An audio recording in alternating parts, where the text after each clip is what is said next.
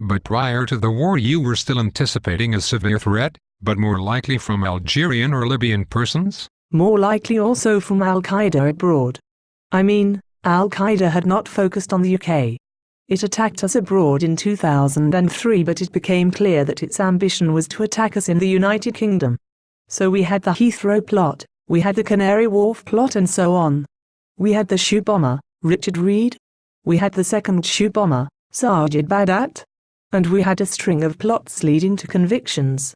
It is not something I would have normally said in open session, but when Jackie Smith said it publicly, I think in 2008, that between 2001 and when she spoke there had been, I think she said, 16 substantial plots of which roughly 12 were stopped. 7 occurred, tragically. 21.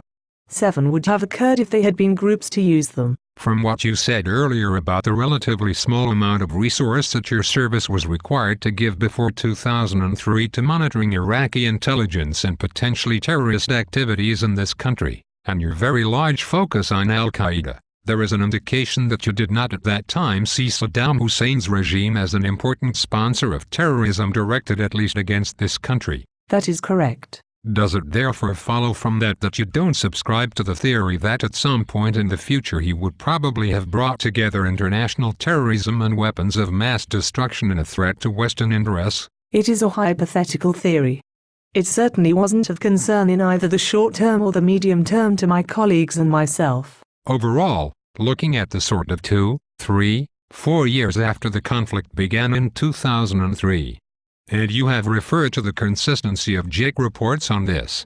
To what extent did the conflict in Iraq exacerbate the overall threat that your service and your fellow services were having to deal with from international terrorism? Substantially. And is this an impact that has continued beyond the time that you were Director General, which was up to, I think, 2007?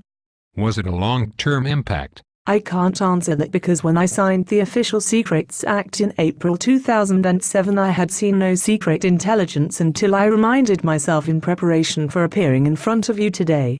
So you would have to ask my successor that. But it looks to me as though, from reading the press, on which we now have to rely, with all the drawbacks of that there is a continuing problem. The threat is still severe, as I read it, and it has mutated and developed in different ways.